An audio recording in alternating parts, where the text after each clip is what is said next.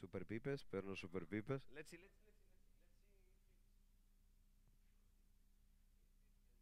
all the way.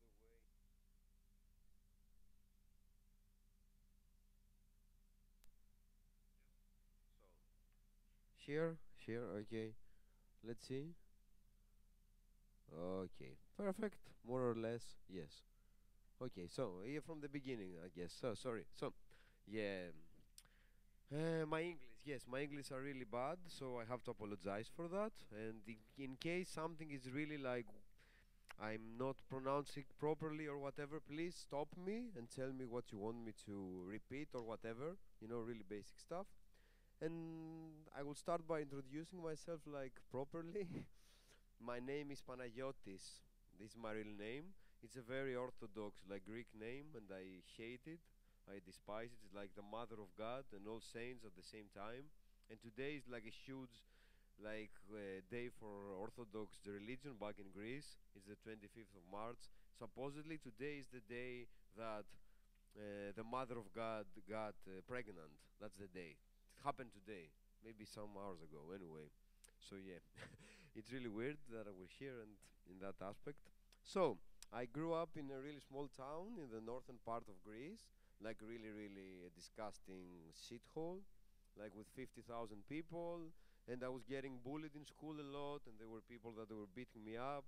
All the skaters, they were beating me, and they were running behind me because I was like just studying, and I was just.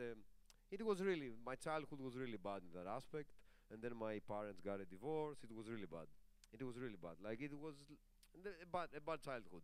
It's not that I didn't have some things that made me happy, but in the aspect of how you feel confident about growing up and you belong to a certain space of people that can help you nourish and flourish and go after your interests, I never had that.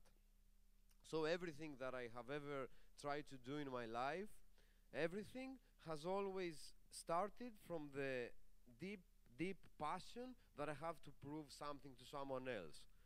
And this is my biggest problem in my life in general. So I'm spending so much money on psychologists and psychotherapy to try to solve this thing because I'm always thinking about what other people thinking about me. I never listen to what I want and what I want to do. And this is really weird. And so on that aspect, this is very relevant because I was in this city, small hometown, and I was studying, and I was a good student, and everyone was beating me because I was a good student, and I was listening to Smiths back home, all the typical, I was crying alone because my friends didn't want me, and listening to Morrissey, it was really disgusting, and this went on for many years, and then, and then I studied computer science in the engineering school. So I'm an engineer. I'm a computer engineer. I'm a network engineer and a developer. And this is what I am. This is my degree. And the thing is that uh, it took lots and lots and lots of courage to get rid of this life as a developer and as an engineer and focus on music. And I'm not sure if it was the 100% right decision to do it that way. I'm not sure. Because it's the thing that mostly, and I have to do a small break here, I will not get super technical. I will get technical, but I will also talk about general things about creativity and how I perceive it. Because I feel that me, when I listen to interviews and when I listen to people talking about their craft, it's a big intrigue for me, and it's a big mystery to find out like the really basic things about them and how they decided to do what they want. Of course, it's very interesting when you're listening like to an interview and someone is talking about a compressor or whatever. But yeah, I like reading about their influences, and I like this huge circle that starts with an influence and ends somewhere else, and it's always intriguing. Anyway, so the thing is that the problem with trying to get rid of your yeah I grew up in a very analytical background. I was studying and I was programming and I was deep into the whole engineering thing and deep way into it. And the problem that I came to realize afterwards is that all these things that I knew from the academic world and the business world or whatever does not apply in the music world. In the sense that everything is extremely random, you can always try, but it has nothing to do with a very specific way of rating things and how things are happening. And this is the biggest lesson that I've learned. And the only way that I can make this go away and not be depressed every day, because every day you can see a 70-year-old and a 20-year-old that they're extremely talented and they release amazing records, and you're thinking, what's happening with me? Why can I not do it? Why am I not up to the standards? And all these things can get really depressing. The only way to stop blaming other people and start saying, fuck, my label is not doing a good work, or oh, the manager, or the agent, or whatever. If you start looking at you and realizing what are your own, what are your own problems and what are your own lacks of skills, and you start working on them, then you can sleep better at night and start thinking, I'm not good at this, so I can keep working and working and working and stop blaming other people. And this is a thing that needs to be learned. Anyway, so at some point I decided to quit I was in Barcelona, I was doing a master in Southern Music Computing. There's there's a place called Music Technology Group. They did the React table over there. The React table is this instrument like Björk used to play with it. Like it's a huge table, a round table, and you put some objects in it, and they developed that over there. And they developed Free Sound over there. Free Sound is a website that you can download sound, and people are uploading like field recordings and all these amazing things. And I was working on that while I was there, side to side with my masters. But then, when I was in Barcelona, it was the first time that I was living away from Greece, and I was living away from my hometown and all these people that, and I realized that people here in Barcelona, they were doing exactly what they had in their minds without trying to think of what are the repercussions. And I decided that I was 28 years old by then, and I decided that this is my last chance right now to try and be a full-time musician.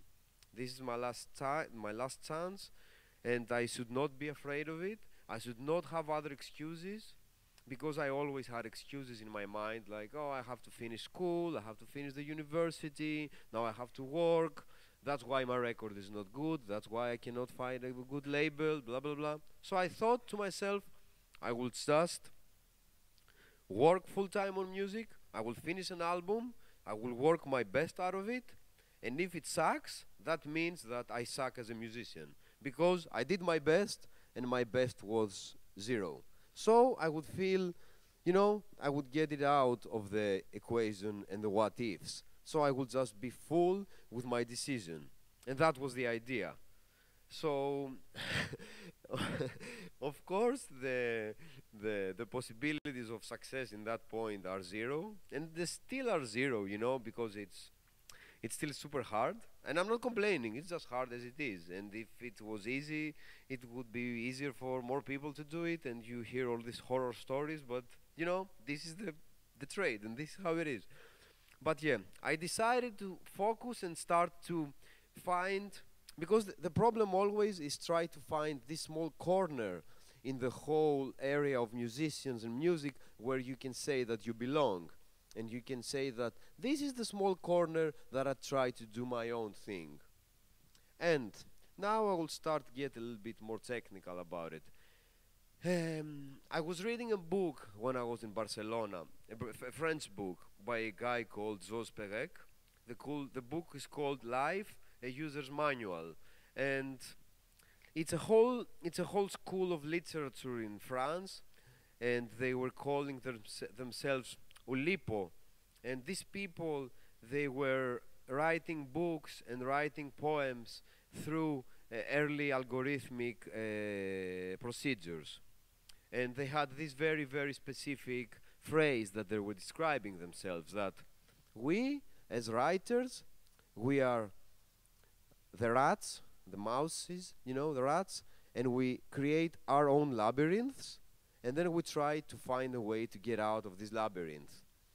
And this got me thinking about setting specific constraints in the way that I write music, and the specific way of avoiding any kind of inspiration and any kind of coincidence in my music. In the sense that I I am 100% as a musician against what it means to be inspired. This is a very personal thing, but I try to be like a worker. Like I wake up in the morning and I work on music for 8 hours, and I try to do my best out of those 8 hours. And I try to eliminate all kinds of coincidence that might happen. So I should not say, oh, you know, the weather is not good today, or I'm not in the mood, or whatever. Just go for it and work. And going further ahead with that, trying to be exhaustive with the way I will compose music. I was always very interested in sample-based music, because the record that changed my life when I was young, it was this album by DJ Sado called Introducing, and I think I bought it like in 1998, like 2 years after it was released. And it really changed, it opened up the whole universe in my mind, because before that I was thinking that, oh, you need to play the instruments and you need to do this and that. And then you listen to that album and you realize that it's all samples and nothing else. And I didn't even know how he did it, it was crazy.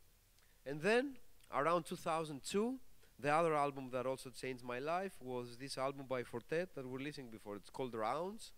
That was also purely sample based. And these two albums, with the Avalanche's album also, that is also purely sample based and nothing else, were like blueprints of what I want to do and how I want to start moving forward. At that point, when I was in Barcelona, I got in contact with this label from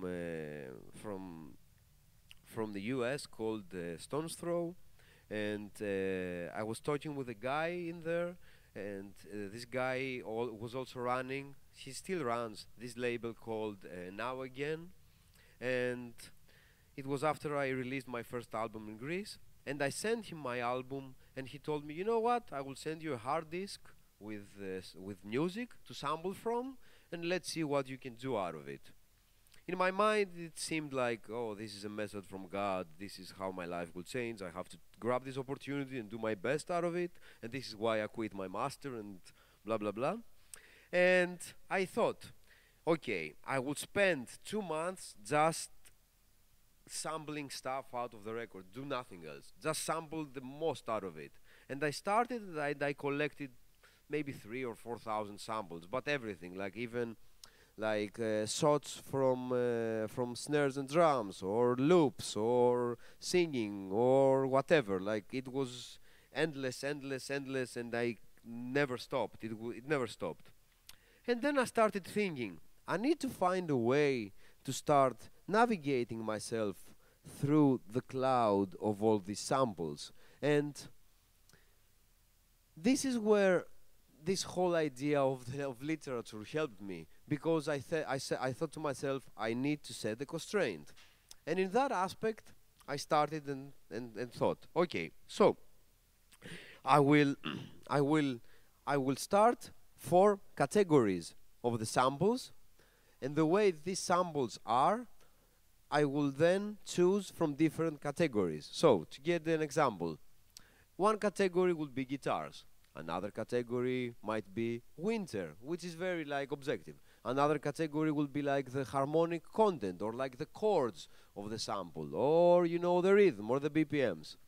And then I will start to do combinations out of that. I will choose one, and then I will create like an algorithm that will give me some combinations back. And that was how I started working on this. And also, I still have it here. It's this amazing. It's a free application that it's called Keyfinder. There you go. So you drop a sample.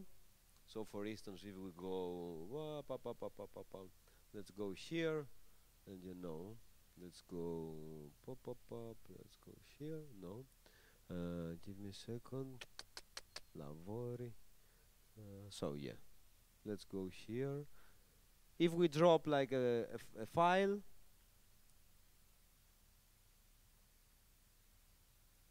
it's analyzing. So yeah, it's D flat minor. That's the right now every DJ application does it instantly, you know.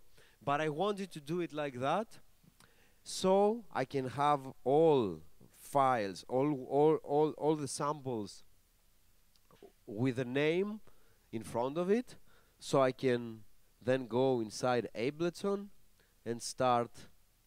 So for instance, I'm here, and I can go here and be like, okay, so look at that here. All those are samples that I've collected during that time and then in the years after. It can be whatever. These are drums, more drums, more drums. Oh my God, so many drums. Yeah, drums are nice. More drums, more drums. Let's see if we can see. No, okay, that's better.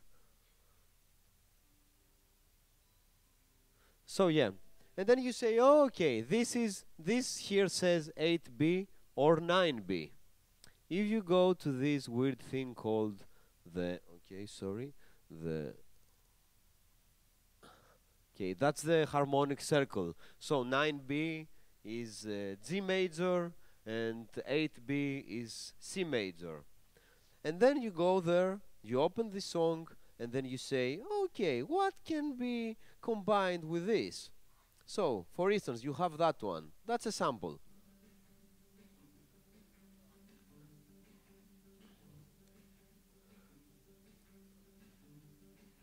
It's nice. It's nice. And you're thinking, it can be very interesting. It can be nice. So,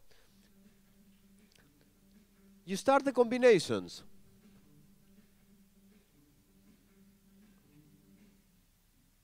That's another one. And here, both together. And then you keep going.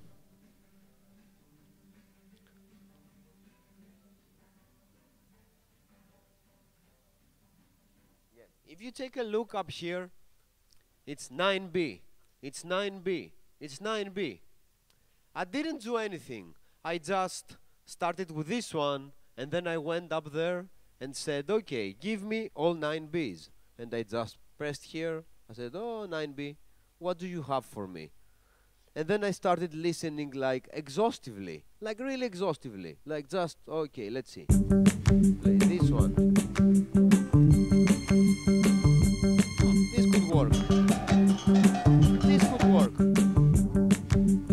And I would do that for hours after hours after hours. Every song of mine is like 300, 400 samples initially that I think that they make sense with a specific, with the initial sample. This is how I always start working, always. And then I have an Ableton project that is like that. Look at that. That just goes and goes and goes and goes and goes and goes and goes. So it's like literally it's 201 channels. Initially, I haven't used all of them. In fact, this song has around 85 channels, more or less. So, of course, I'm not proud of this, and you know that I like listening to records that are really sparse and they have like a couple of elements that make sense and there is nothing else. For instance, I love this Brian Eno records like with Harold Budd, the piano player, that is just the piano with effects and you just drift away and you don't think of anything else.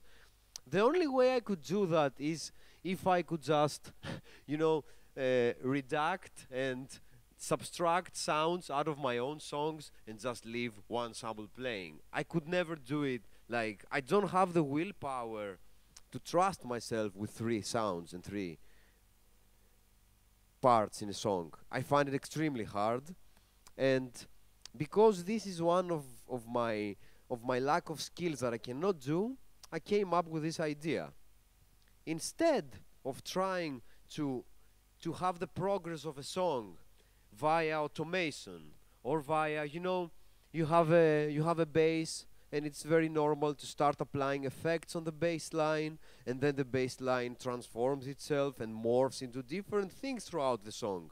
But I cannot do that. So the stupid thing I decided I could do is just keep adding different sounds and different sounds constantly, so everything feels that it's changing through a weird, subtraction and adding of constant action. That was the idea. I always had in my mind, this there are these My Bloody Valentine albums from the 90s, which have nothing to do with my sound and how I perceive my compositions. But I like the feeling of listening to music and not realizing what you're listening to. And this is exactly what all sound engineers will tell you it's the most wrong thing to do, because you need the instruments to be really clean, and not clean, but you need to be distinct and understand what is what. But I never liked it. I like this thing that is like cotton candy. Like I always had this idea of falling inside a huge like pot that it's sugar in it, and the sugar is burning, and it forms clouds of sugary mountains, and I swim in there, and the sounds are morphing in my ears, and I can't understand if it's a guitar or a person singing, and it's the most amazing thing in the world. And I thought, oh, maybe I can do this with rhythms, for instance, and I can have percussion and percussion on top of percussion and percussion, more, it never stops, and it will never stops. And at the same time, I like the idea of not having a specific reference. So this is what is fighting postmodernism at this point, that everything can, not even postmodern, what we are right now, which is post, everything refers to everything, and everything is happening at the same time, and you can have, like, it's exactly like my fighting database of samples. You can have Indian drums playing, you can have a Greek person singing, you can have a Peruvian band playing guitar, and they are all stacked on top of each other, and you belong to this non-place that nothing resembles anything. And someone can easily tell you that this is not good music, and I will agree with him, and I will agree with that person 100%, but somehow it feels rewarding. And at the same time, I like the feeling of exhaustiveness. I like the feeling of, I have this one sound, this stupid sound, this here, that I like it, and it just plays. So it's this one, okay. I can listen to that for 24 hours by itself. And by the way, this is a sample that I don't know if it's, I'm telling, it's a sample that we didn't clear it. It's, if someone, maybe he can notice what it is anyway.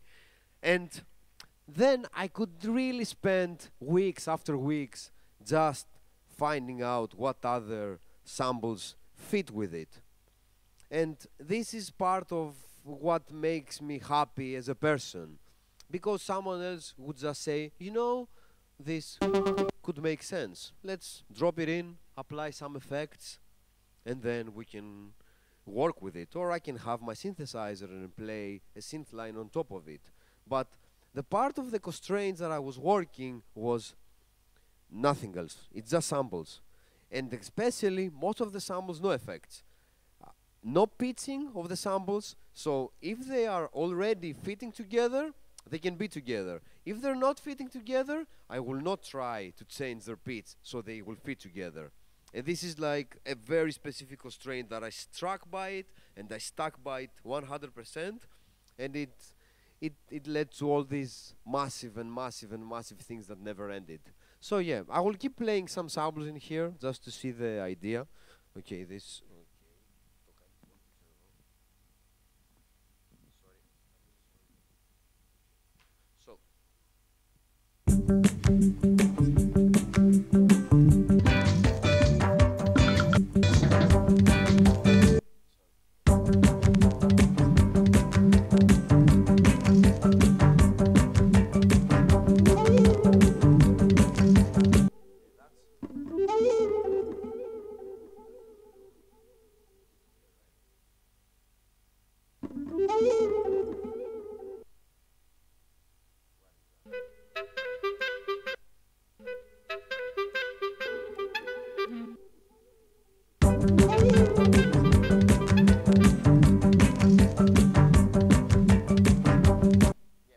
also another thing is that I'm always working in the session view of Ableton. I'm working with Ableton. I'm not working with anything else apart from my live show. It's a very different thing. I will talk about it in a bit.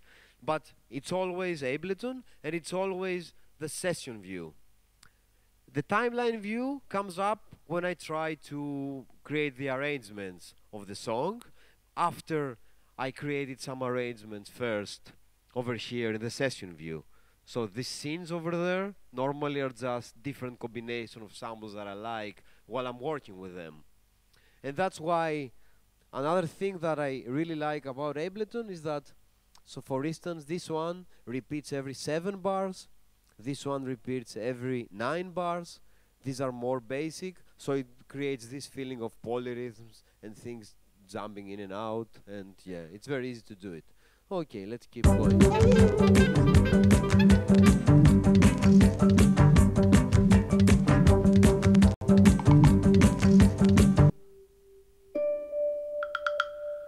Yeah, so that's the thing. For instance, someone who would try to create properly a song would say, you know, this sound doesn't make any sense. It's just a stupid sound. Why do you add it? It's not. It's very low in the mix. It doesn't make any sense for you to have it there. Why do you have it?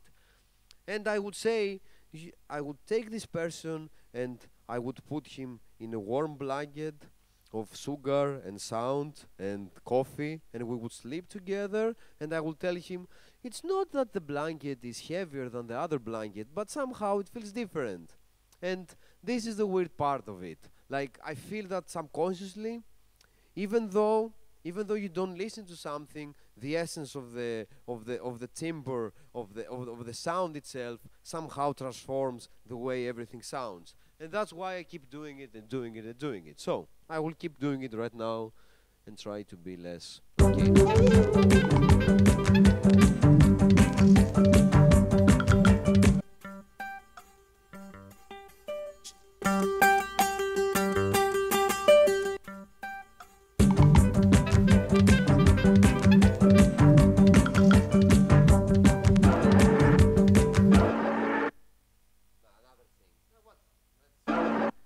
That's so stupid. Like what? Like doesn't make. That's a stupid thing. That's a stupid thing. But I couldn't get rid of it. I'm like, oh, it happened to me, so I have to live with it.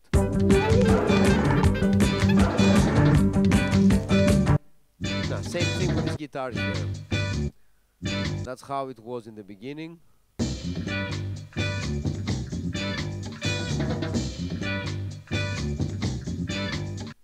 But yeah, this is very, you know, I got rid of the attacks so it can meld more properly with the rest of the song.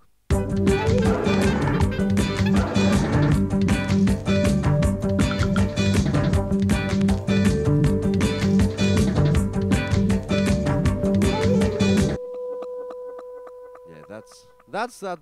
I was thinking this stupid sound will save my life. Like this is the stupid idea that I had, that apart from anything else, if I add this is literally like a note from a classical guitar reversed with a little bit of delay, and that's all.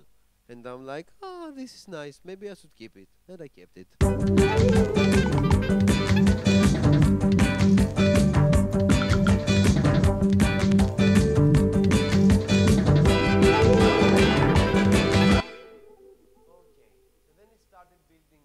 More and more and more, and I have more. Okay, so these chords here that would come to provide all the melodic content. This here is the okay, more harmonics. Yeah, and this nice guy here is what helped me. This sounded like a chorus when I listened to it.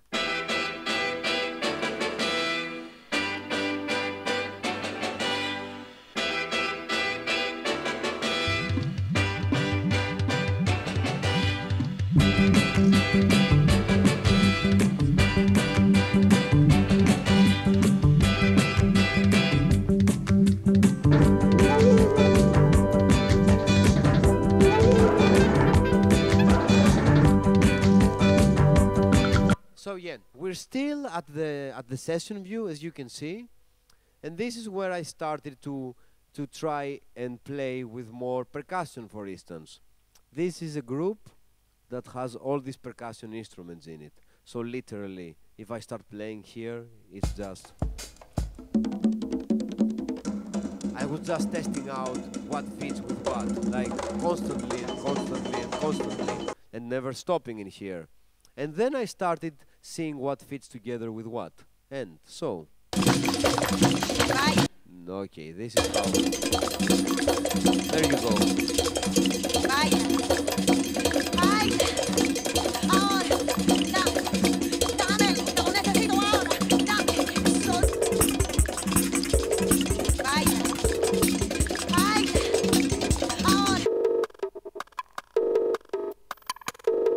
Yeah, I'm just running through it at this point so you can just get the feeling of...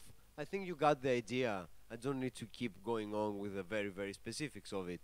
And then the only problem with this kind of approach is that at a certain point you need to have the song, and then you need to spend your life and your time up here trying to recreate the feeling, because you have this enjoyment and this excitement of discovering a new sound that fits with another sound, because it's always found. And then you have to drain this excitement and turn it into like this, like literally like digging inside and digging inside to try to make a song out of it. And this has been always, but I try to always finish it, you know? I try to always finish it. Even though it seemed like it's the most heavy thing to do, I would decide that I have to do it anyway. Because it's very easy to spend your days in here diving in pure happiness. So yeah, as you can see, this is the arrangement, which is very basic in the sense of how just copying and pasting from the other side. There is nothing. There is no automation. Maybe sometimes I use some automation for the panning or for the levels. There is nothing else. Nothing else. Every channel is like, even the reverbs are on the insert, like for anyone who uses reverbs or whatever. Yeah. And it's going like that, and yeah.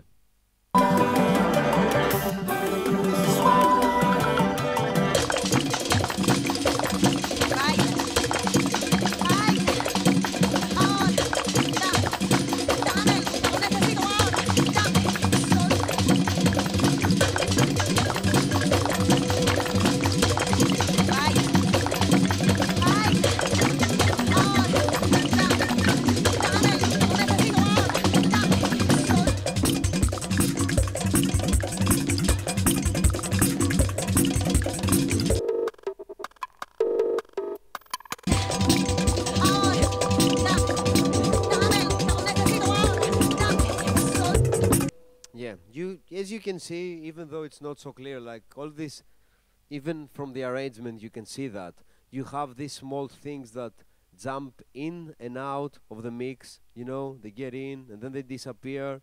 They even come up like for just once, you know, and they never come up again. And it's constantly like this ebb and flow of sounds, of creating the dynamics and forming the tension, releasing tension, and all these basic things. So yeah, let's say that the song is finished somehow. And then I had to deal with the actuality of playing this thing live, which is very... which can be like very counterintuitive in the sense that, you know, you have everything here and you find all this enjoyment of playing with the sounds, but trying to recreate it live, it's a whole different thing, because it can be very, very boring. And I never wanted to just have, you know, my laptop and present it with Ableton and just get it done with. Because continuing the whole discussion of constraints and being a rat inside the labyrinth, because this is what I always liked, I was thinking, you know, I will try and play this thing like just with a hardware sampler. And I had an even older sampler than that and a much more basic sampler than that, but now I have this guy here. And it feels at a certain point like trying to play Sudoku with the samples, because you have created the arrangement and how, you know, the different, like verse, chorus, verse, breakdown, how they feel, but then this guy here, you cannot play all of them together. It has a specific polyphony, so you can only play 16 stereo samples and nothing else. So you need to find a way to try, and all these 200 channels from in there, try to fit them into 16. But I like this procedure because it separates the feeling of being a technician, like a chemistry engineer or like a chemistry professor, and analyzing and doing all these experiments that are very technical, and trying to make it more like, you know, the most perfect parallel would be at home. I'd like to be like a mathematician, but when I get out, I'd like to be in Fugazi, or be like in Black Flag, or be like in the DC hardcore band and trying to stop being a mathematician. That was the feeling from the beginning. I like the energy of, I love the energy of watching like a punk show and feeling the danger. I like the danger. I like the feeling of extremity, and I like the feeling that out of nowhere something bad might happen. And I don't know if this bad thing might happen to me as a member of the audience or to the guy who's doing the whole performance. But I like the danger, and I like the surprise, and I like the idea that what doesn't make sense. This doesn't make sense. Like, look at him. Like, this is stupid. And when I was even fatter, it made even more sense because I was like I was sweating, and I had like sweat under my boobs, and I was trying to move around, and it was really disgusting, and people were making fun of me while I was singing, and at the same time it was really weird because it reminded me of my childhood when everyone was making fun of me anyway.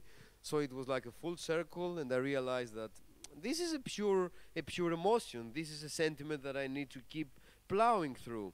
And I don't like the feeling of watching a show or going to a concert and feeling that the musicians are these, you know, they are on the pedestal. There are these untouchable characters that no one of us people in the audience can be part of that. I don't like this feeling. I always like, my favorite musicians were not down to earth, but you felt that this can happen to you. Like Sonic Youth changed my life because Sonic Youth made me realize that I can also do that.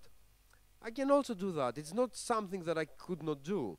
It's the same with Nirvana or whatever. You feel like I can do it. And this is what you want to feel. You don't want to feel this. If I spend my life just listening to Pink Floyd and Queen that I loved when I was like in my early like teens or whatever, I could never have the strength to actually try to make music on my own. You want the feeling of an open invitation and having other people thinking that I can do it.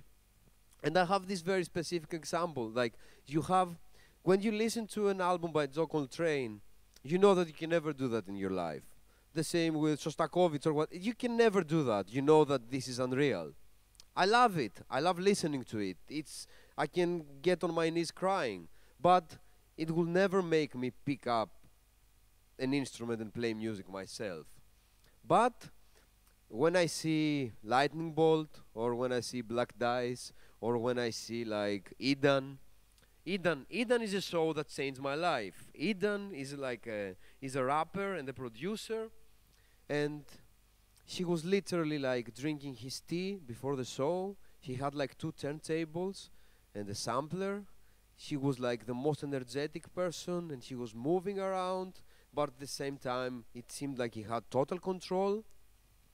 And that was the point that I realized that I want people to see at the concert and feel that it's something that I want them to be polarized. Either they should hate it and feel that this is stupid, this guy is talentless, and I know I'm talentless, but they should feel it, or they should say, look at this guy, he's so untalented, he's so unskilled, and still he tries. Maybe I can try myself and do whatever I want to do with my life. And I'm not, of course, it's not motivational speaking, or I'm not trying to be inspirational, or because it can be super like, this is a gray zone. But the feeling that everything is possible, like the music that I make, Anyone can make it, and I'm not exaggerating. It's this this eternal cliche, this phrase that, you know, if you put two monkeys on a typewriter and you leave them for an eternity, they will write Ulysses, and they will write the Bible, and they will write Gravity's Rainbow, because this is the the possibilities of the combinations, you know. This is exactly the same. If I spent with every one of you in here and the people that have never touched music, and I saw them, you know, you pick a song that you like a sample, and then just press 9A and start listening, you can do the things that I'm doing like in 5 days. Like literally, you can do it. And if I show you how I put these things here, you can even do it yourself. And this is the most important thing for me. And I'm not, and maybe I realize it right now because I've never put too much thought into it, that it's the same with, I have this other parallel with stand-up comedy. I really love stand-up comedy myself, and what I really like about comedians is that it's also the feeling that is something that I could do it myself. And it's not something, it's not like acting where you're like, oh my god, if you're Daniel Day-Lewis, like you have to be like this persona, this personification of struggle and actual method acting and putting all your power in it, and you have to study like for 25 years and not eat. But if you're like a stand-up comedian, you can just be up there and just wear your fighting clothes and say the jokes, and then other people can do it, which is like a great parallel. But the stand-up comedy that really influences me is like people like Andy Kaufman, where you don't know if the person up there is joking, or is he serious, or the whole thing is a fighting joke by itself. I like this feeling. And this is why during my concerts, most of the times, I go to this gray zone where I like to see people feeling exhausted, in the sense that, what, like, this doesn't make sense. Like, this used to be fun. Like, okay, it was fun, but now why are you doing this? Like, you keep doing this. Like, you've been doing this for 5 minutes, like a specific action. I could just bang the drum without anything else. Like, I could do it for 5 minutes, in the sense of the dynamic of the show. And I want the idea of someone feeling, like, come on. Like, it used to be like a concert, but now it's not a concert. Like, what, like, stop doing it. Please stop doing it. I like this idea that, you know, it can happen, and it can be spontaneous, and you're going up there and you don't know what will happen, and maybe people are sitting on tables, and maybe people are with their kids, and you have to do something else, and it's always changing. I like this feeling of experimentation, and the music that I enjoy most in live situations myself is like super experimental, people just improvising for 3 hours. I can just watch them try and try. Yeah, it's really fun. It can be fun, but yeah. Let's see. So, we have here, we were listening to these things all the time up here. So, I have this sampler here. It's an Akai. Of course, if someone wants to come up and see more closely, it's, of course, whoever like is interested. But I can try like that. So, I have all the specific parts up here playing, one by one.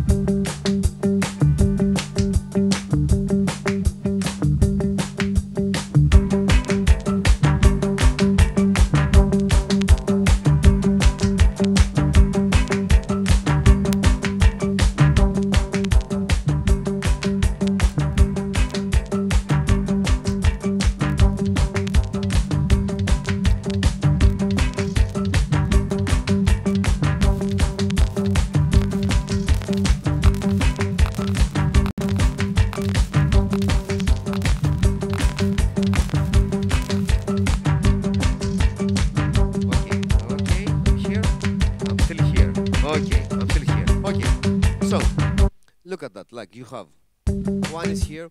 Then another thing regarding the live show, instead of having like the proper pre-recorded song, like just hitting play and starting playing with the structure, I have it very, very loose. So in the same idea is like I have one part here, another part here, another part here, another part here. We were listening to these samples before, and I can just play with them however it feels like it. So if there is a situation where I can just have this playing, I can just have this playing for 5 minutes when it's, the people start singing, or I can start dancing, or whatever. So I don't have the feeling that, this is a 4-minute song and I need to reproduce it in the same way. So there's lots of experimentation while I'm playing live and lots of improvisation. So let's go. I'm starting like that. So it's these three together. And then you keep adding sounds. Here.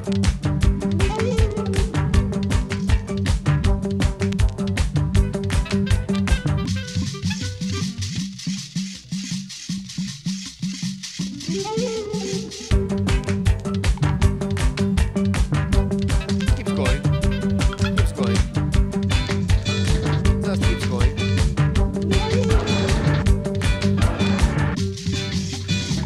And every time is different because you do whatever it feels like. There is no pre-recorded sequence here. This sampler can have sequences, so you can just have them and press play and they will just play along, So you have some guidelines, but I'm not using it. Most of the times I'm not using it. It's like feeling like doing a live remix of the songs themselves. That's the idea, more or less. So, we were here. Okay, we were here.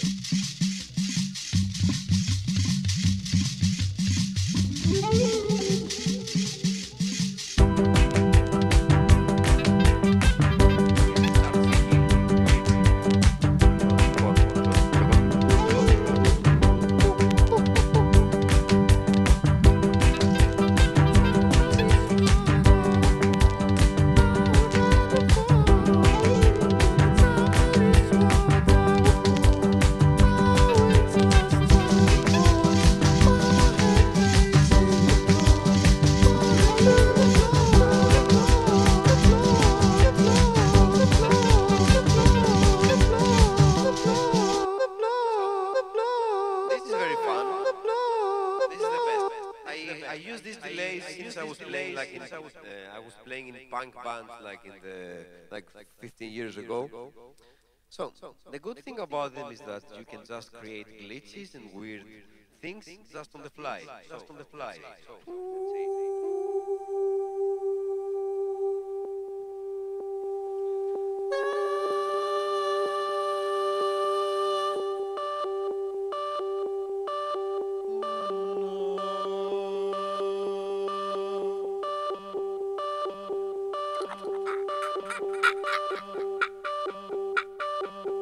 And also, it's never in sync what's happening here.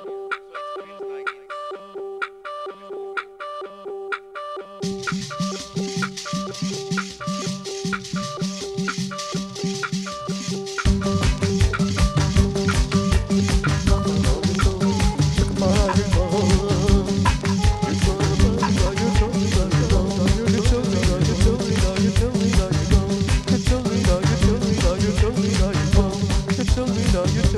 You tell me now you go. You tell me now, you tell me now, you tell me now you go. if I want to have a more specific loop, I have this guy here to create. So I have two kinds of loopers. This is for the loose and things that are just moving and ebbing and flowing and you don't know where it goes. And this guy here is for the more specific things, so I can have them lined up with the rest of the song. So I'm like...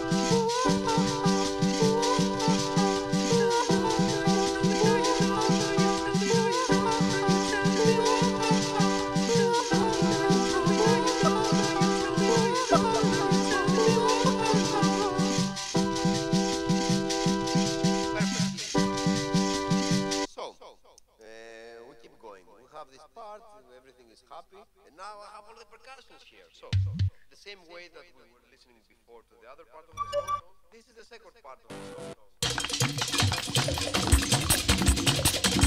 The good thing is that you need to be like, you can easily, something, blood, normally. Maybe my hands. Like in Greece, we have so much sun and everything's so warm. So whenever I'm here in the cold, yeah. But blood is nice. Anyway, so.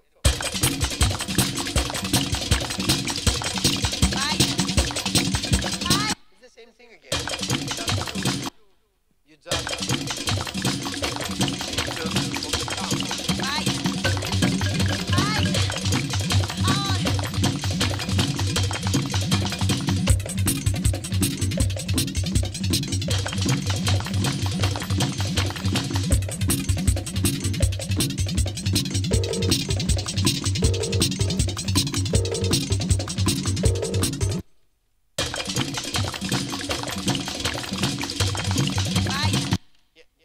the idea is that in the beginning it was I always wanted to make it feel like that, and especially when I have the drums and around next to me and the voice.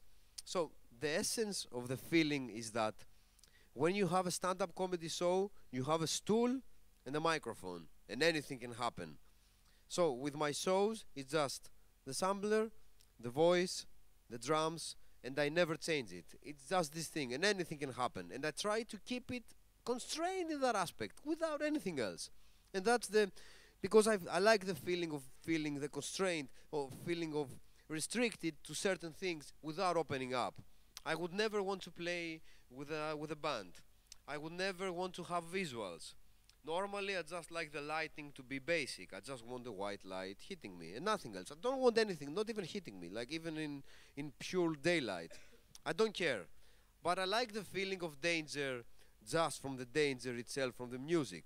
And I like the accidents. There are times when I have the drumstick and the drumstick accidentally turns off the sampler.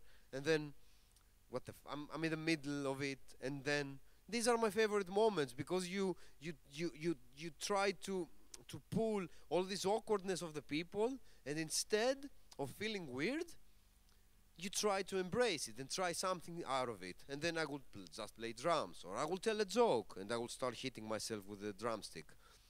And this is the part where my bad childhood comes, you know, because if I didn't have a bad childhood with people hitting me, then I wouldn't try to hit myself. So that's why I justified it. So yeah, I'm here.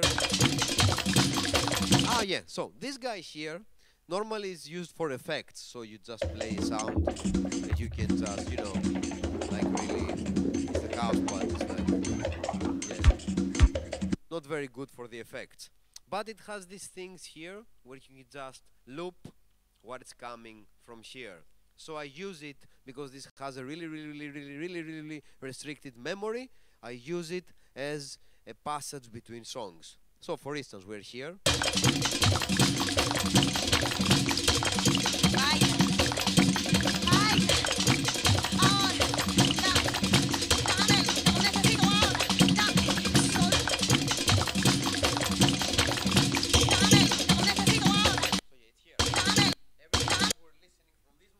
Now it's here. So you can just also do that.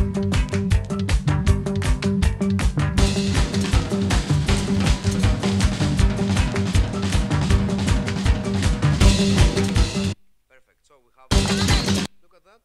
It's nice. So also you can have this guy here.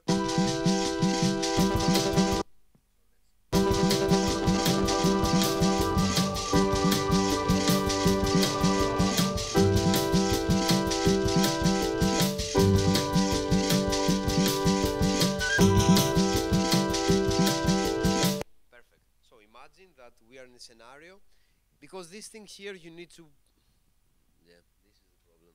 Fuck. Okay, let me have this. I'm sorry, I'm sorry for the cut.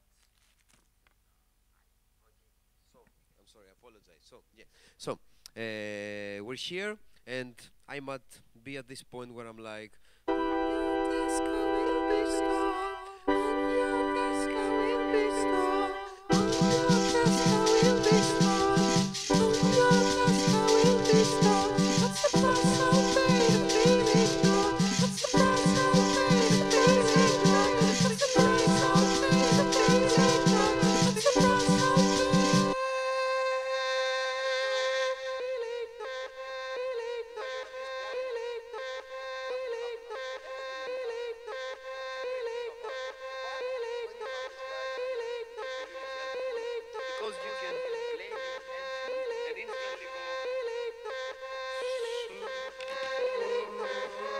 Generally,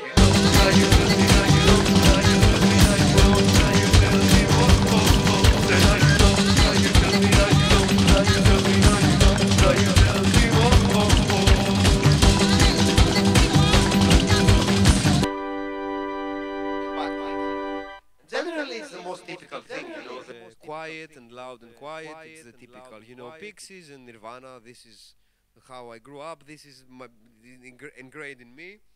It's very, very cliche, and I feel bad for it because it's the most easy way to create tension and get rid of it. But I decided to embrace this awkwardness, and there are many, many times that I like to be complete silence. And I saw a concert some years ago. I was on tour, and there was a musician called Kirin J. Kalinan, and he normally was playing with a band, but for those shows, he didn't have the band with him, and he was literally just singing the song, and for the rest of the parts, she was telling the audience, now imagine that the band is playing, and she was just, and it could go for 3 minutes. And in my mind, it was very experimental the way he did it. And I thought that these small things of turning the whole thing against the audience can be fun. There are many people that leave my shows. Like when I start these things, people would just get the fuck away because they're like, "Well, that's like I'm here to see music. I'm not here to watch a fucking fat guy trying to dance to invisible sounds. Like it doesn't make a sense." But in my mind and from my comedy background and from watching Adi Kaufman used to do this crazy thing where she was the best Elvis impersonator. Elvis Presley himself told that the best Elvis I have seen in my life is Andy Kaufman. And Andy Kaufman was playing the Elvis Presley songs, and he was playing them, and at the end, she was taking off the jacket, he was throwing it at the people, and it was like perfect, but immediately after he did it, after 3 minutes, she went back to the audience while the song was still going on, and she was asking for the jacket back. And so this is the small things that can make things different, because you're thinking that you're entertained, but you're not entertained. It's entertainment, but at the same time can be like disgust, or it can be like torture. And this is my feeling. Or even, this idea that this thing can never stop. It can never stop. Never, never, never, never. It can never stop. I can just do that. I have played this song. There have been shows in my life that I played 2 songs for 30 minutes each. And it was the best because everyone was like, wanted to fucking take like knives in his eyes because it was so exhausting. And out of that, I started thinking, instead of trying to reproduce the loop, I will start reach all the physical part of me in that aspect, which is also very hard. And this is why and it always happened randomly. Like I'm playing a show, and there comes a moment that an idea makes sense, and then I can integrate it to the next shows. It's not that I rehearse. I never rehearse, first of all. It's a Miles Davis rule. You don't rehearse. You played some shows in your life, you don't rehearse. If you rehearse, you take the magic out of the songs. And because I've been playing these songs for many years, if I did rehearsals, I would bore my life out of them. Because you need to put yourself sometimes in the specific emotional state so you can actually feel it and do something with it. Otherwise, it will be boring for you, and it will be boring for the people that are down there. And I take this risk. Even if I have 5 months to play a show, I will not rehearse. And I will start playing the show, and I will do different things, and I like this feeling. So yeah, at some point I was playing this other song of mine, which I will load right now. Give me just a second. Yes, and let's do it. Yeah, I was playing this song, and it was one of the first that I could really, really feel the tension of building and building and building, and then emptying, and then building and building and building, and then just going in a different direction. And it was empty, and I started saying this thing that in Greek it means again and again and again. This xana, xana, xana, xana, xana, xana. And somehow I looked at the people, and everyone was really annoyed at that point. And I was thinking, if I go on, maybe it would make more sense. And also, it was great because you're feeling, you cannot breathe properly, and I had all this pain here in my stomach, and I like the feeling of pain, like it's releasing and it's rewarding. So yeah, I was at this point. So normally it's like, okay, you're like that, and you're like, oh, okay, whatever, it's playing.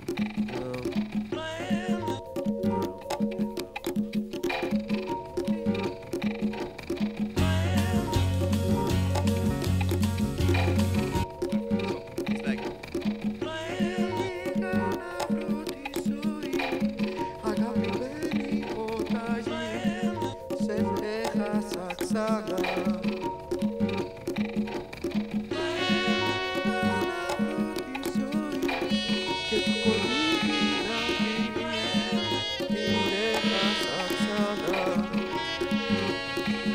again, it's the same thing. Like you have all the elements here. It's really the most basic. So it's this, this, this is just some claps. This is a guy just singing.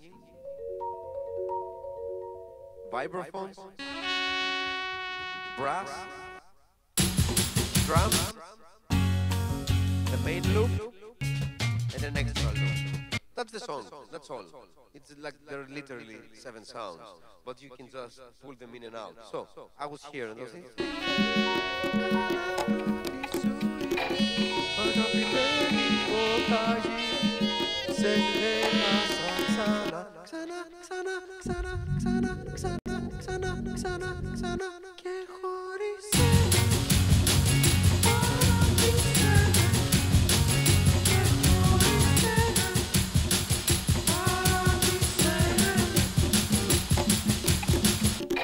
And then it goes back to it. It was always like in and out, in and out. But then at some point,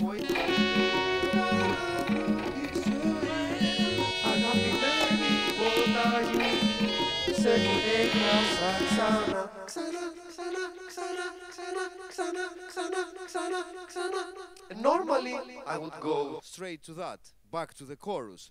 But that time felt Xana, Xana, Xana, Xana, and it just like it felt nice, the feeling of hearing my voice back in the big sound system without any effects.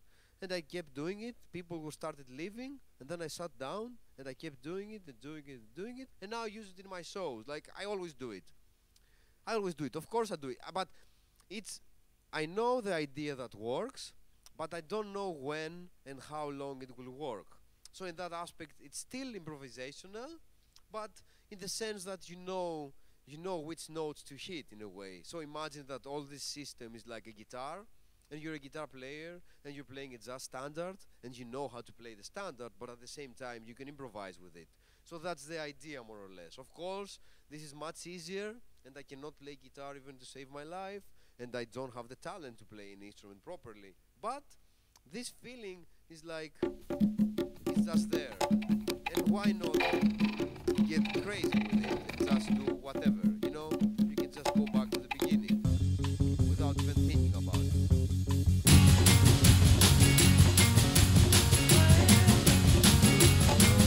Whoop. Okay, perfect. How are we with time? So, should we start taking questions? How much time? Sorry? Yeah, we can do questions, I think, because it's either technical questions or questions about specifics of the, or I don't know, whatever. Call and perform, like whatever you want. Sorry? This one. This is my hometown. This is my hometown. And when I quit my masters to do full-time music, I said, if the record goes well and I find a label, I will do a tattoo. But I did it before I got the answer from the label, because I thought that it would be stupid for me to rely on something on my body that is very specific to a specific result, because it would be the same as if depending on the opinion of others for everything in my life, that I'm doing it anyway. So I decided to do it before. I was in Milan. And yeah, this is Milan. I did it when I was back in Greece, so I can remember. But yeah, nostalgia is a bad thing, unless it's a Tarkovsky film, which is a good thing. But yeah, nostalgia is a bad thing. I try to get rid of that. But Is it okay? I apologize. I apologize. I'm really sorry. Uh, I'm really sorry. Yeah, you can even you can yeah, of course you can get the questions in yes and okay, perfect. Do you ever get lost in your improvisation? If I get lost in the sense of not knowing how when to go next, yeah. So I have this set list here always with me, which is normal. So this says early 2018. So it's all the songs that are in there. Normally I play five or six out of all those, or seven. Yesterday it was a big, like a long show, so I played out of those one, two, three, four, five, six, seven, eight, nine, 10. Normally I would play five or six, and it's enough. Normally, so I have this. It's like a map, you know. It gives you. It starts with a specific number of BPMs, and it starts growing up and up and up and up and up and up, you know. And then you know more or less where to go.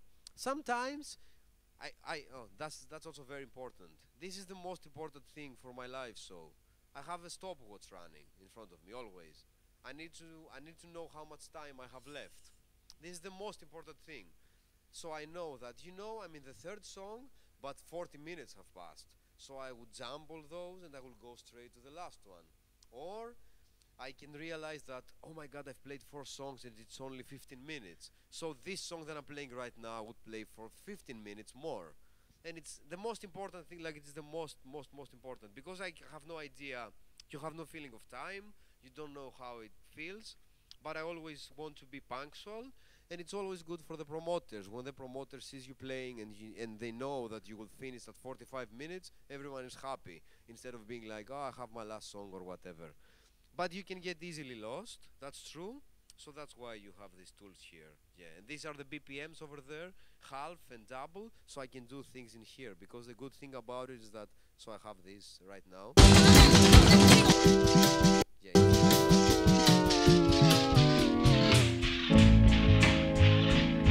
yeah, you can go to half. You can go to half, and you can just and it can be a good bridge with another song with a different vibe. Yes, yes. What applications on your phone you have for music? On my phone. Yeah, in fact the only one I have is so I use I was that's very very recent. Normally I just have the voice memos that I use a lot for ideas about vocals most of the time. So for instance, I'm working at home and I have, you know, this. And I just open the vocal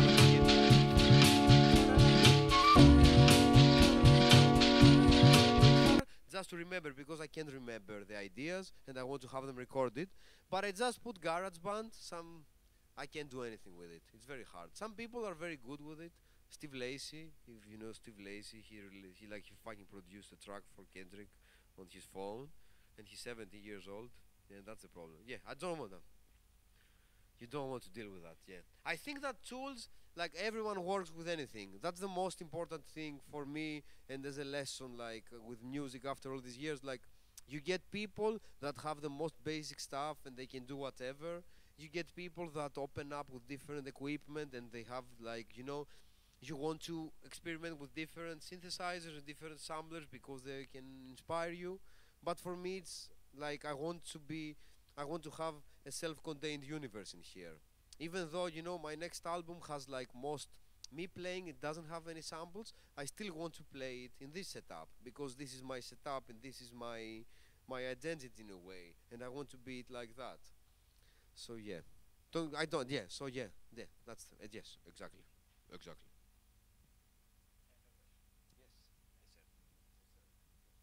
Uh, yeah, so by the way, Steve Lacy is 19 already, not 17, but yeah.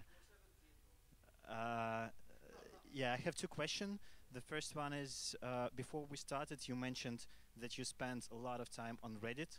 So, do you have any favorite music subreddits on Reddit? And the second one, there is a documentary about you that is called My Friend Larry Gus, right? Can you tell us the backstory and your opinion on that documentary? Thank you. Okay, in Reddit, most of the times I don't. I would go on indie heads just for the gossip. Sometimes, if something happens, I just read it like for the gossip and the comments, But I don't read. Because I'm not on Facebook. I'm not on Twitter. Like for a personal page, I have Reddit as an infinite content machine. It's the best. Like it just goes and goes, and you have all the memes and all the amazing things. And I love it. Yeah, it's the only thing I have in here, I think. Anyway, and yeah, regarding the documentary,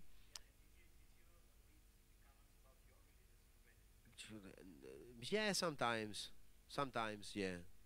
I read it. I try to not. There is this thing. I can read it and not feel anything, or I will not read it.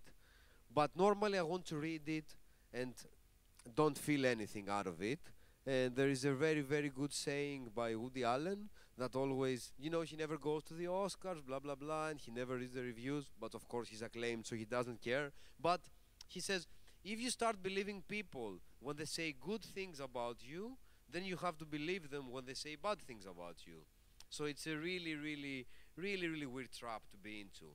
The best idea is just, either maturity is reading reviews about your shows and trying to distill to only what is of essence and try to actually use it, because I'm not.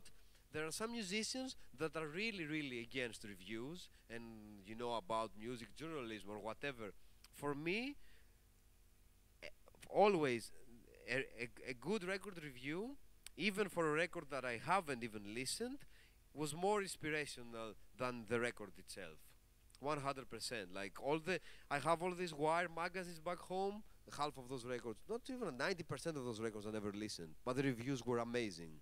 Were amazing. It was like these beautiful words to describe these things. And the reviewer is always there. The actual role of the reviewer is there to remind everyone that's producing whatever, either art or cinema or music, that it doesn't matter what you're doing. You need someone to interpret it to other people in a specific way. It's the most important thing. Yeah, okay. And the documentary. Yeah. The documentary was about my years in Barcelona and starting to move to my hometown and do this album with a lot of samples. And it's mostly about my relationship with my friends in my hometown in Greece and how I tried to finish this album. And when I found the label, when DFA decided to put it out, so it's like yeah, I describe it as Borat in Greece, more or less. Yeah, that's the idea. It's really, yeah, it's not embarrassing, but it's yeah, it can be a good description.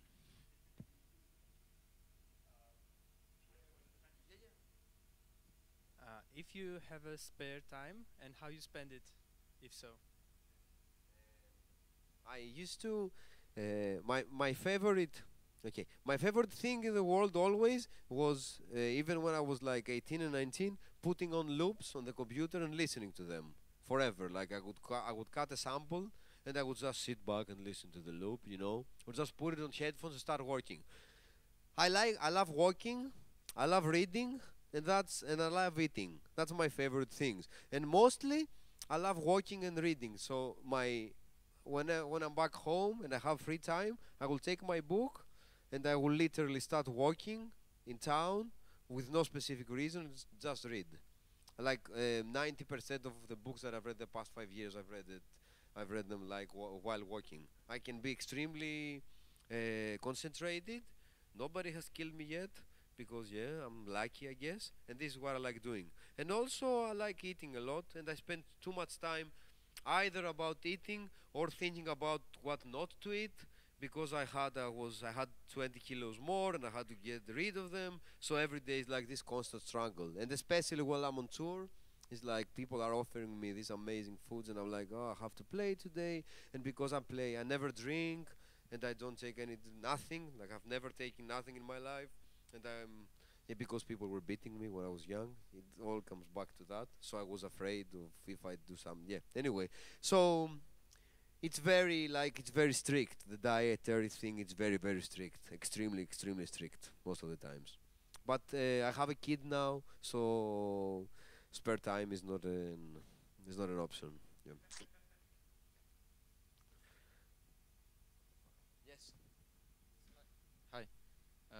Do you have any musical target or aim?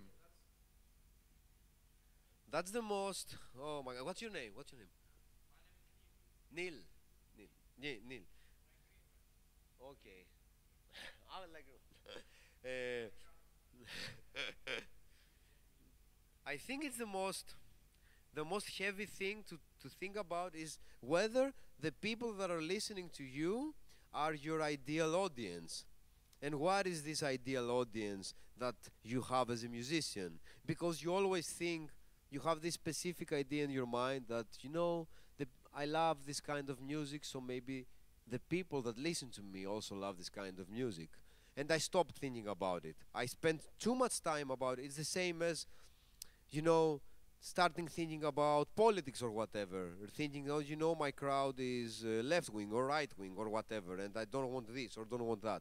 You can't do anything.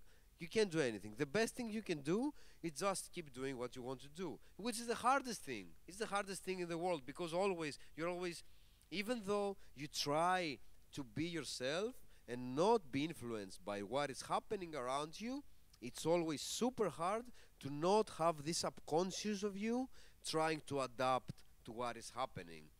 And this is the most like I'm scared numb when I think about it. But I try to overcome it. And I always keep it's still the Woody Allen thing that all you can do for your life is get back to what makes you happy creatively.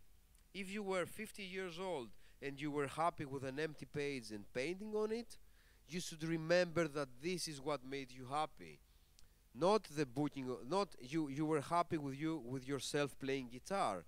You were not happy with the thought that there would be people paying to see you live. Unless you had this idea that you want to be famous, which is a whole different thing.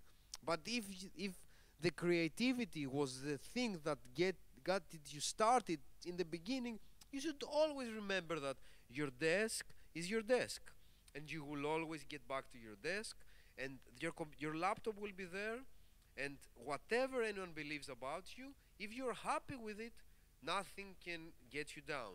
But it's very, very hard, especially with music, because it's so easy. Like you're playing a festival and you see these other musicians, and they're either amazing and you're jealous of them because of the talent, or they're not amazing and you're jealous of them because of their money. That's the problem. And this is the problem. But this is the industry. Like you can't do anything about it.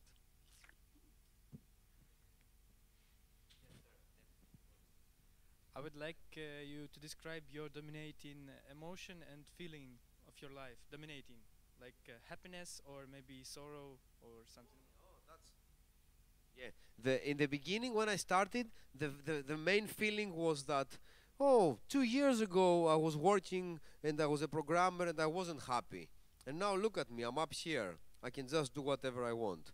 And it's like the almost contrary of my character. Normally I'm very like I'm introverted, I'm not good with other people, I don't have many friends, I'm really, not shy, in a way. But up there, it feels like this is liberating, and I can do whatever I want. So I can cry many times. I can cry, and I cry constantly in my shows. But it's only out of happiness. It's pure happiness. And even if I hit myself and I start bleeding and the sweat, it's pure happiness, as if my body doesn't care about what is happening, which sounds really pretentious now that I listen to it. But yeah, it's the feeling that I don't exist. It's not. It's the only time in my life that I feel that I belong to this very present moment. Because otherwise, I'm either thinking of the past or the implications of what the future will bring me, which normally is darkness and like a big shoe in my foot, like hitting me, and reality reminding me that I'm nothing, and this is normally my life. But up there, doesn't matter. You're just there. I hope I answered the question. Yes. Okay. Oh, no, no.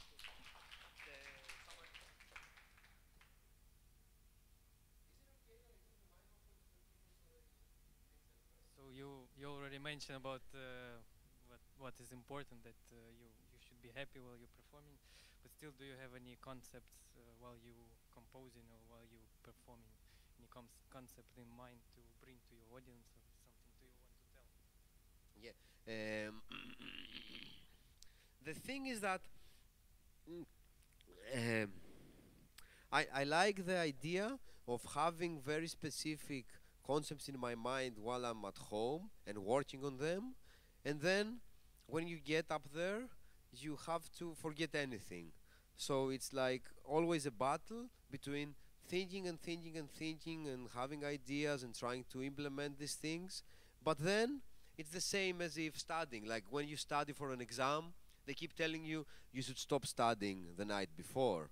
And don't go there with you studying 5 minutes before the exam because it will not be good for the way your brain has actually received all the information. And what I normally do, I run all the time in my hometown. When I'm in Athens, I run every day, like 10 kilometers every day, and I think about all these things. And because when I'm playing a show I don't have a place to run, somehow when I'm up there the thoughts come back. So it tries to hit me. But yeah, music wise, I try to go in a more simple direction. Let's say that I try to have less channels and less complexity and more to the point. 3 minute songs.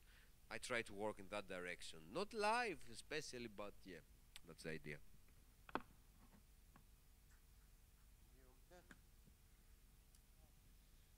All about these constraints that you put yourself on. Do you have a constraints on these constraints? Like, do you think you can change your gear in the future, or like the way you make music?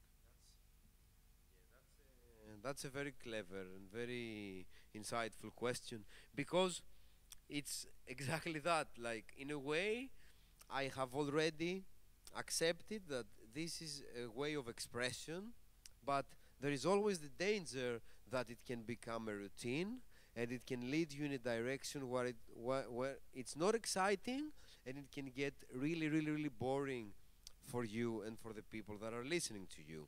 But I try to think at it in the opposite way. The tool is the tool, and I need to change my thinking, and I need to change my think.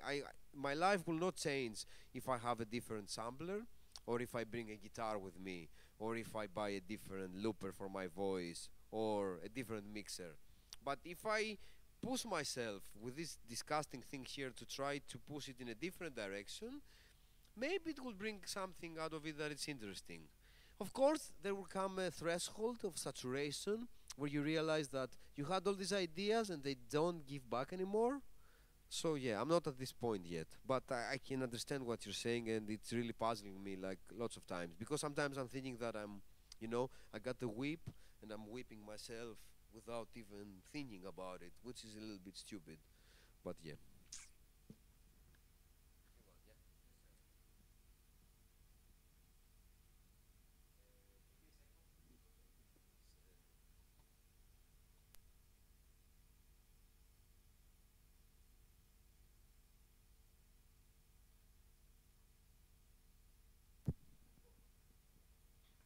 I noticed that a lot of musicians did their best in young years, and then something is getting worse and worse. And what can you say about difference of your music when you were 20 and now?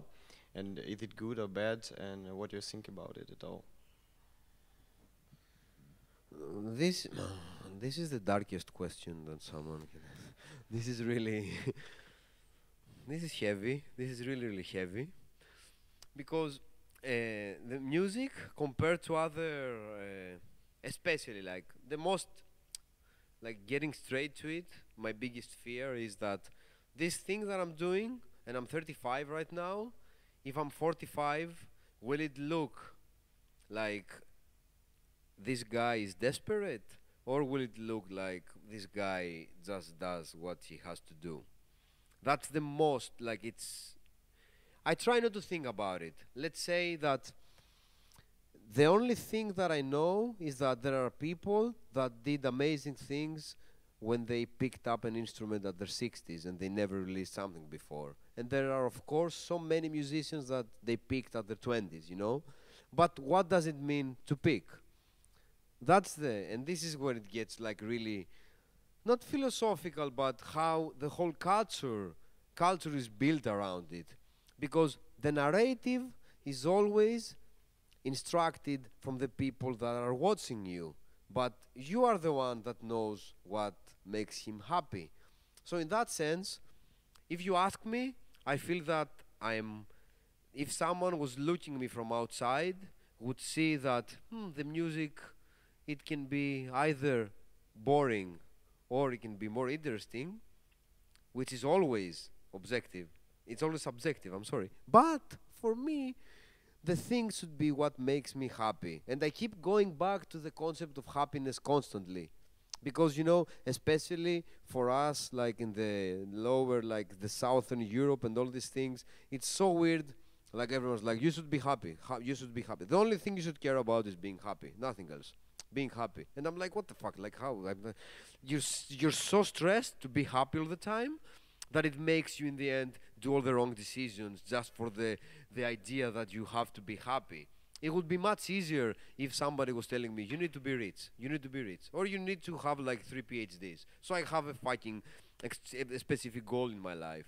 But when you're thinking about emotions as the end goal, the problem is that everything is so weird and relative. So yeah, just to get into to answer, there are musicians like you two, for instance, that I don't care about them now that they're older, and there are musicians like Johnny Mitchell that every year she gets better, even though she's disappeared. So it's random. And my favorite, I don't know, my favorite artists are like Captain Beefheart, who was just well, look at Tom Waits, how he started and how he got weird, and now he also disappeared. Or look, I don't know, all these amazing jazz musicians that they were just Steve Reich. I don't know, everyone. I don't know. It's death will come. That's the only reality. Death will come, and no records will matter about it.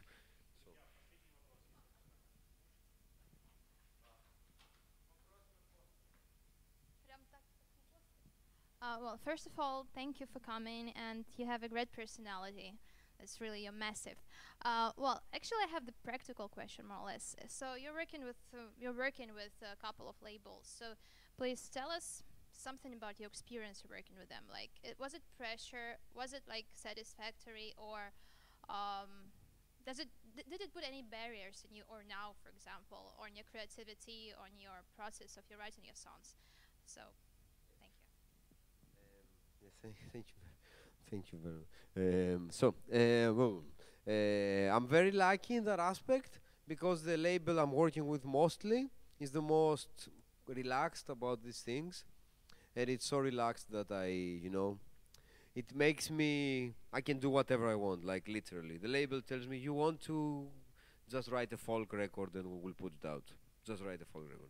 Nobody will buy it anyway. Even if you do your best or do your worst, nobody will buy it anyway. So don't worry about it. But I know, and I know many, like lots of friends and other musicians that have like these super weird experiences from labels and the pressure they apply on you. And it can be, you need to be super ready. You need to be really, really prepared for it. And you cannot have it without being either super confident or having around you some people that remind you that this was what I was telling you before, that you need to remind yourself that the creative process is the most important thing. If you're happy with the changes that the A&R of the label suggests, and if you're happy with it and you can go with it, and if you trust the person, you should do it and keep doing it and with everything in your life. But this gut feeling that that this feels weird with doing it, this fighting feels weird, and why should I do it? Unless, of course, unless there is a monetary result out of it, that it will lead to something that makes sense for you, and you would buy, you don't know, a new skateboard or whatever. And in that sense, you'll be like, oh, I will do it. Or, the food is great. Why should I eat bad food, considering that I can do this small song or whatever? I don't know. And in that same aspect, like for me, I sometimes work on commercials, I write music for advertisements and all these things. I don't do it often, but I do it just enough to remind myself that it's good to work under other people's constraints and not your own constraints. because it's always a great lesson when you realize that, oh, other people have opinions too. It's not about me all the time. And especially with my music that I can trust. Like for this project, I couldn't trust even my mother, like literally. I can't trust anyone. I had like a very specific, a bad breakup with a musician. Like we had a band and he left me like 15 years ago. And since that moment, I cannot trust anyone. So it's like I'm super protective. But when you're working in advertisement, all barriers just disappear. And you're like, let's see what everyone has to say. Even a guy passing by will say his opinion and you have to take it because it makes sense. I don't know if I answered. I think I answered more or less. Yeah, where are you? There you are. Okay. Where are you? Oi. Oi.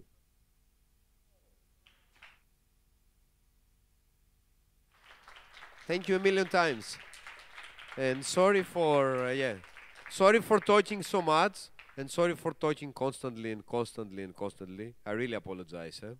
I really apologize. And if anyone happens to be in Greece at some point in Athens, hit me up. We can go have some good food, or you will have the good food, and I will watch you while you're eating it. Okay.